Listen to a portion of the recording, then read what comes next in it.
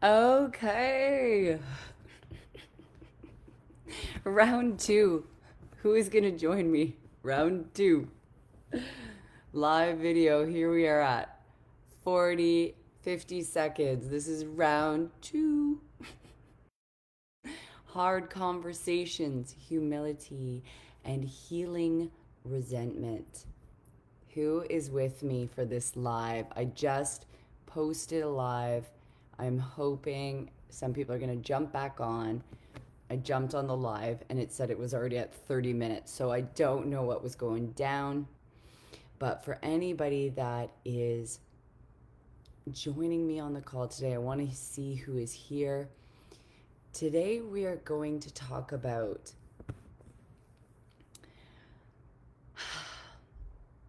your willingness. How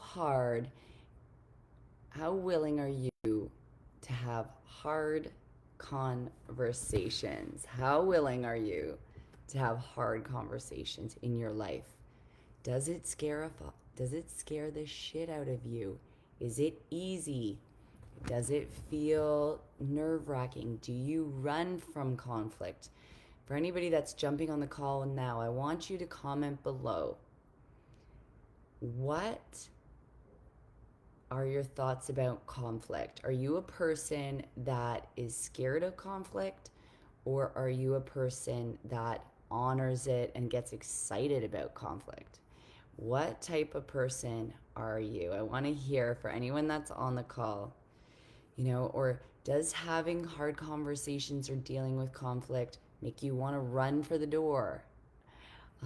Or do you have lifelong resentments that are that keep popping up, that keep coming into your life, whether it's resentments about maybe it's with a certain personality type, maybe it's about you're dealing with arrogant people, maybe you have a pet peeve that's like, oh, I can't stand people that are selfish or know it all or don't validate me or um, you know maybe it's around people that are narcissistic or people that are what's some other pop your resentments below. I want to hear for anybody on the call today. We are talking about resentments in your life, with your friends,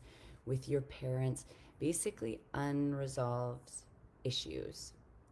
So I wanted to chat with you today about this because I really truly feel in our life that your growth, whether it's in your business or with your relationships or with your children, is dependent on your willingness to have hard conversations.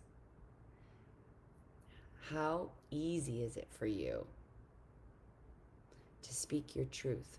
How easy is it for you to share your anger or your upsetness or your feelings with other people? Is it hard for you? Does it feel scary? Um, these are huge things. And they really can radically affect our life, especially because with a lot of people, tell me if you're jumping on the call. Yeah, Lucy. Hey, Lucy, I love you. Yeah.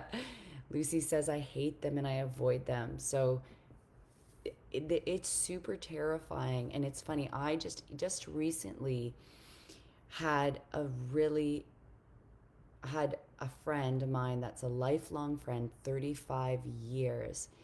And this friend, like, she's a really good friend. We've had like a lot of great and loving times in our life. However, there's a lot of we trigger each other, and she holds some of the similar characteristics as my mother, which is very triggering for me too. And she might say the same thing about me. We tend to do that. And it's been a thing where I've held on to this resentment for a very long time because with some people, and tell me if you agree, some people are a lot easier to talk to than other people. Some people it's hard to have these conversations with. Sometimes Certain people, it's more easy to bring things up with certain people, and you might have a certain personality type in your life that feels really feels hard to bring things up. Sometimes people, whether it's somebody that, gets defensive when you bring things up with them, or perhaps um, maybe they don't acknowledge, or maybe they never apologize for their behaviors, or maybe they're a person that doesn't have emotional awareness, or maybe just has a lot of anger every time you bring something up. So it can make it hard. It can make it really challenging to have these difficult conversations. Or perhaps as a child, you never were encouraged to speak up. Who is that? I want to hear from anyone on the call. As a kid, were you encouraged to speak up, to speak your feelings, to speak your upsetness? Did your parents say to you, hey, if you ever have a problem with me, like, I want to know. I want to know how you're feeling. Tell me if this was you. Did you have a parent that, or did you have a mother or dad that was, sorry, I'm just trying to get my camera here. Did you have a mother or a father that was a bit scary? Where it was really challenging to communicate or speak up, or, yeah, Lucy says, don't speak until you're spoken to. And this is the challenge, because if you had this upbringing and, as a kid, it's going to be super hard because you're fighting against your internal trauma when you think about speaking up. Because every time you think about speaking up, your body, your cellular memory is going to go back to that time when you were spanked, when you were embarrassed, when you were humiliated, when you were put down, when you were shamed for speaking up, when you were abused. So it's sometimes we can be like, what the fuck? Why can't I say something even to the person in the moment? Do you guys ever feel like something happens with somebody in the moment and you can't say anything? You want to say something, but it's almost like there's a paralysis. Does anyone feel that when they try to speak their truth? That with certain people, it's really, really hard to get out the words. And then later on, when you go to think about it, you're like, oh my God, I should have said this, this, and this to that person. Damn, why didn't I say that? Especially if the person is abusive or disrespectful or in any way. You're like, fuck, you always want to come back with like the best comeback ever, where you're like, oh fuck, and you want to write it down, and like, next time I'm going to say this to that person. But it's very, very hard when you haven't done the inner work to shift the fear around self-expression. And it used to be like that for me with sexual abuse, because I would get men that would make advances on me, but in the moment I couldn't say anything. It was like I was paralyzed. Even if it was a client giving me a hug that was like a little too long, because that 3-year-old memory of my abuse, where I felt paralyzed, would keep coming up. And so until I shifted that memory, it was very hard for me, first of all, to start honoring myself and speaking up, no matter what. Even if the person didn't agree with me, even if they were defensive. Conversations, oh my God, way too late. Yes. So I want everyone on the call here, for anyone that's tuning in, tell me, what type of personality do you find it very hard to stand up to? So who's on the call? Tell me, what type of personality do you find it very challenging to communicate with? I want to hear, what are the characteristics about that person that scares you? You know, what is that? Comment below. So I know for me, some of the characteristics that I found it very hard to speak up to would be people that are a little bit aggressive, people that are defensive, um, um, sometimes, for example, women that are more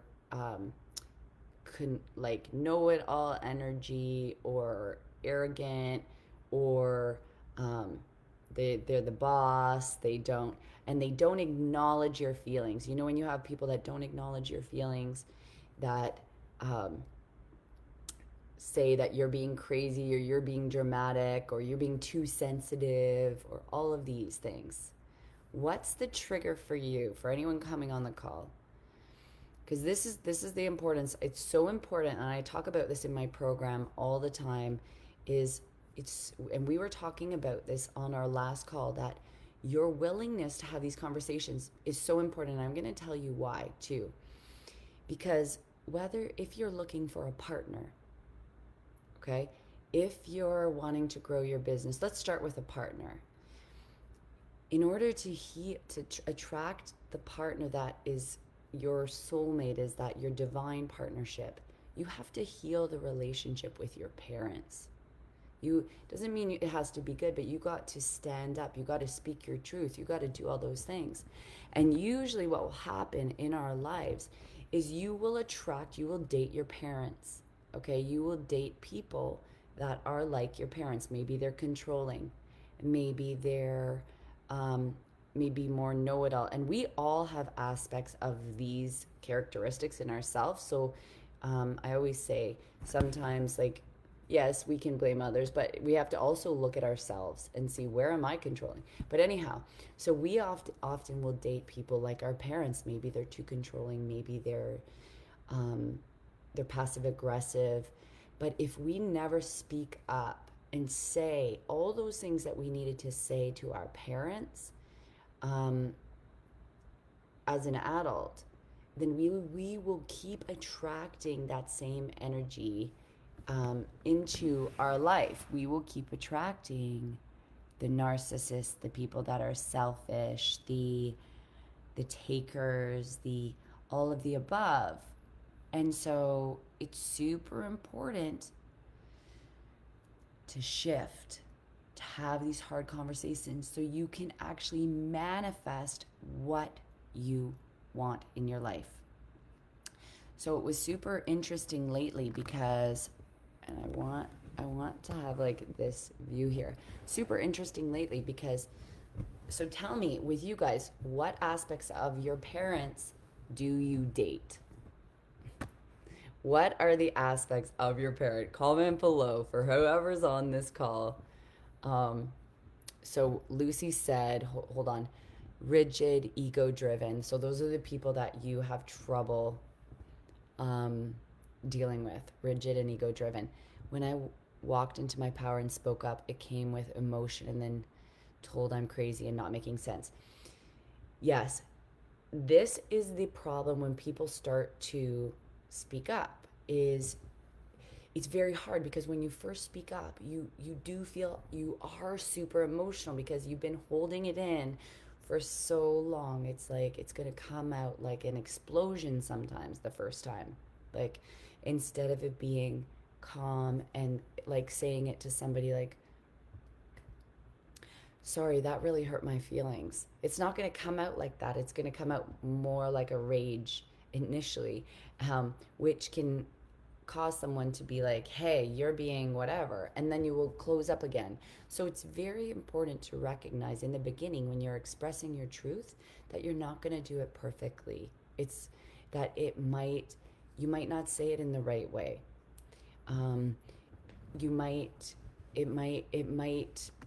They always say that thing, you can never say the right thing to the wrong person, and you can never say the wrong thing to the right person.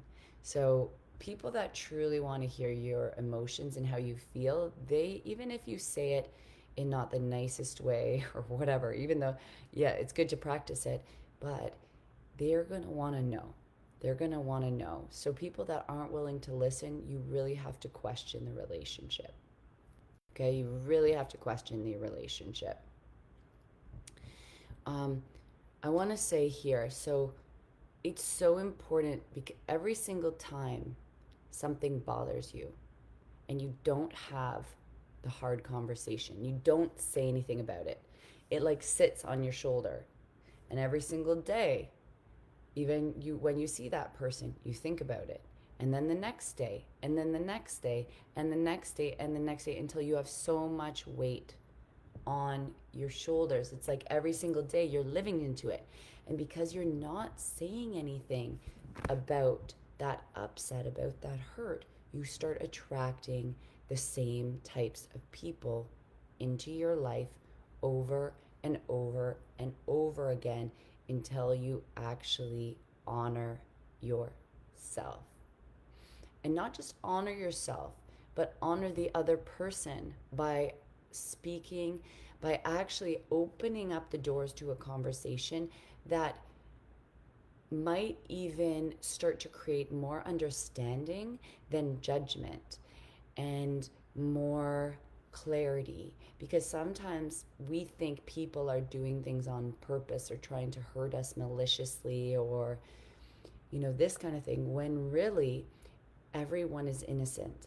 Everyone is innocent and they're just operating from their own perception, their own mind, their own belief systems. Um, and so it's very important to get clarity from that person when you're hurt. Like, did you, like, this is how I felt. What do you think? Is this what you were intending? Or, not assuming that perhaps that person is being intentional or abusive or um, malicious or whatever it is.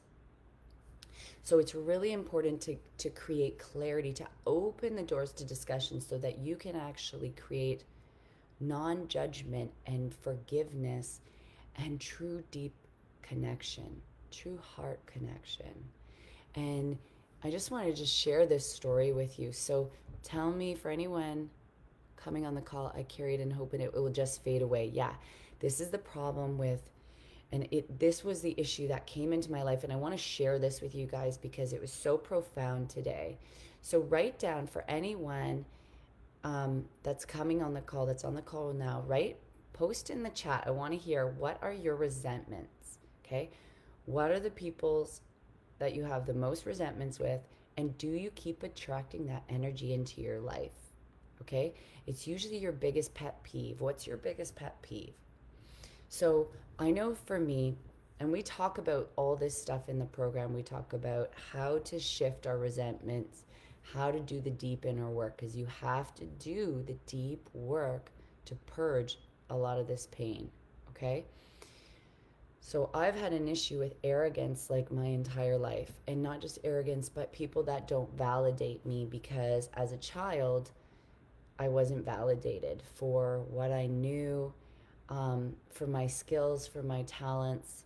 My mom was a nurse in the ER, and she had a very different belief system than me, and I was all about the woo woo, and not even the woo woo, but just holistic medicine, alternative medicine.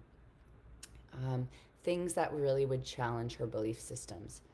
And we both wanted to be the expert. She wanted to be the expert in her domain, and I wanted to be the expert. But it would create a lot of arguments, and my mom would have a lot more arrogance too about what she knew, and would really kind of bully me and my beliefs. So I started really having a resentment towards people that were harsh or arrogant or um, like competitive, because that was the vibe in my household. So with my one girlfriend who I just adore, like we've known 35 years, but our relationship has been a bit tumultuous, and loving, beautiful, loving, but also has these little triggers that came up. And for the longest time, and especially in the last while, it was really creating conflict. But it never felt easy to bring it up. And because I just wouldn't bring it up, like, because it did seem it was hard to bring it up with this particular person. And if you're watching, I love you. Um, and it was also my fault because I was fearful of conflict and hard conversations. So what would happen is I would start attracting all of these people into my life, people that were more arrogant, people that were didn't validate me, and it just, especially in the last 2 weeks, it started nailing me. Yeah, Leslie says that's an ER nurse. I know. If anyone's an ER nurse on the call, like, I respect you. I totally get it because my mom is just so protection, protection, protection, and I'm a free bird, and that's why there's like never this wanting to celebrate because it's all protection. So it's really interesting. The interesting thing is that these people, I think my mom doesn't do it, but it's all from fear, you see. So anyhow, so I just would never speak my truth, and like over the last number of years I had to really like release this rage and this anger and do so much deep healing around arrogance. But it was so interesting because today I was about to leave the relationship, to actually just say, no, I'm done with this relationship because it's not benefiting me. And my girlfriend was awesome, and she actually said, like, are you just gonna walk away? And it was great because she called me out, and we had the most amazing conversation about arrogance, not arrogance, sorry, our feelings, just about truthfully speaking, like speaking our truth. And it was so loving. We both got to actually hear each other and really peel back the layers of why each person was saying what they were saying, doing what they were doing, to the point that I started to realize that it was also me, that I was also a part of the problem, that I wasn't being present, that I felt also the need to prove myself around her because she wasn't validating me. And then she didn't feel like I was being authentic. So it was this whole mishmash. And when we finally came to each other without egos, probably for the first time, we really had a conversation that was really, really humble. It was like all this grief and sadness started to fall away. And for the first time like in 35 years, I felt even more connected than I ever have in our whole life. Like, it was just like all of this resentment that I've been holding on to. And it made me think, like, for anyone that's on the call, like, how long are you willing to hold on to your resentment for? You know, and I'm not saying let it go, forgive when you're not ready to forgive. I think it's about honoring your anger, releasing and expressing it. But the problem is, the longer you hold on to it, it stays with you and it affects every single relationship, because even if it's just one person, that energy in your body is going to attract other people in with the same shit to help you resolve your problems. So I love you all. I just want to hear Lucy. Yes, she says, never speaking my truth, still up for myself. People that only picked on my weaknesses, never giving praise. Yes, never giving praise. And that's the problem, is like, we need to start demanding, not demanding, but requesting, or demanding praise, expressing our need for celebration, for being validated, for being respected, for being heard, for being supported. I mean, what are your needs that you need to express? And it's so much better to go into conversation without being like, you did this, you did that, but saying, I need this, I need that. You know, I need this, I need that. People may satisfy that for you, they may not, but you get to choose. If they don't, is this the kind of relationship you want to have in your life forever, or for a short time or a long time?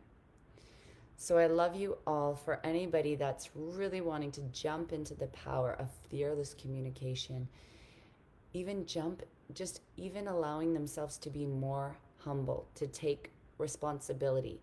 That's why our conversation that I had with my girlfriend today went great, was because both of us were able to humble ourselves. We're able to apologize and to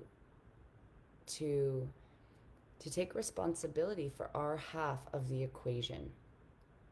So if you get a friend that's not willing to take responsibility in their lives, that's not willing to say sorry, it's very hard. It's going to be very challenging to heal or grow or maintain that relationship. And it needs to be called out. If someone's not able to say sorry, that needs to be brought up. It's like saying to your friend, like, friend, like, when you never say sorry, I get to be wrong 100% of the time. And that makes me feel like I'm always the problem. That makes me feel like that you don't care about me. That makes me feel resentful, which makes me sad because I want to be connected with you. So having these, and that's the thing, the importance, it's so important to learn eventually to release, to learn how to have these conversations in a non-violent way so that people hear you, that people learn, that they're inspired to give to you, that it inspires natural giving. So I love you all. Anyone that wants to really step into their fierce, expressive self, jump on a breakthrough call with me. It's actually going to be with my team member, Candace, and she's going to get to the root of why you're stuck and what steps it might take to get there and how fierce you want to be. How fucking fierce you want to be. Because the truth is, life is about hard conversations. In my business, I have to have hard conversations every day. Hard conversations with my clients. Hard conversations with my son. But eventually those hard conversations become easy. So let's choose easy. Let's start creating easy.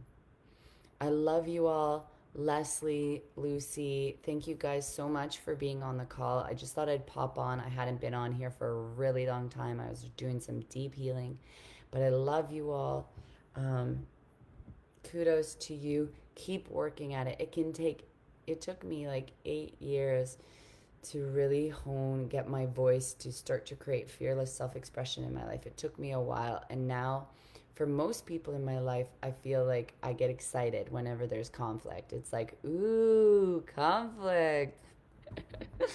Anyhow, you guys are amazing. Big love. Keep it up. Bye, honey. I love you. Bye, Lucy. Have a great day. Peace.